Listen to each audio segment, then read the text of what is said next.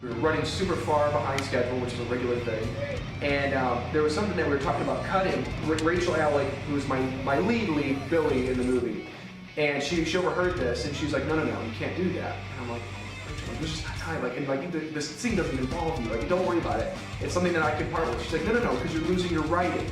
You shouldn't do that. You shouldn't have to make that compromise. There's ways to make it work. And just her fighting for me and fighting for my writing, because nobody was telling me that I had to cut this. It's just I was making that decision for what I thought was the betterment of the production. And she saw it as a detriment, and she's like, no, you just can't do that. And it was very chilling to have somebody get in my face and say, no, do what you want to do. A lot of work. We did all of the pre-production in 5 weeks. About getting the cars out of the junkyard, making them into running operational cars.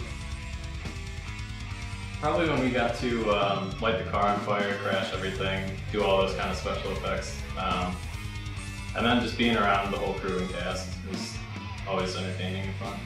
No one!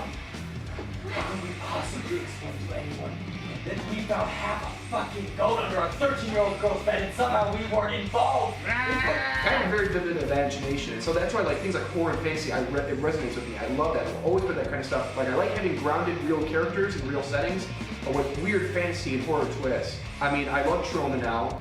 And the idea that just make your own damn movie. It doesn't matter how schlocky or shitty it is. It will find somebody. Somebody's gonna love that. I love good, bad horror movies. Not intentionally bad stuff like Sharknado and things like that. Those are okay, but it's like movies where you can tell somebody put their heart and soul into it, and it came out all wrong. But thankfully we still have a video store now. We can just go and look for the shittiest box art, go home and love it.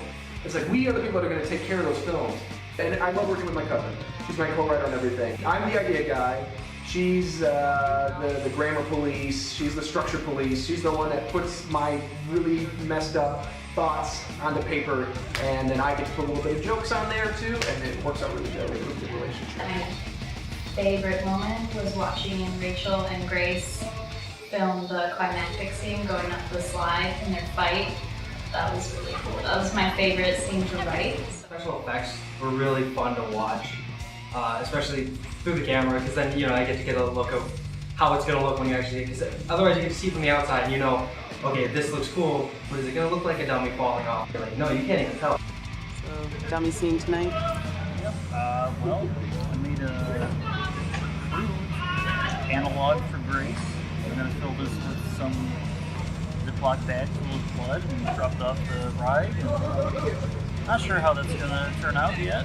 We'll see. Okay, take it right here, gang. Something will happen.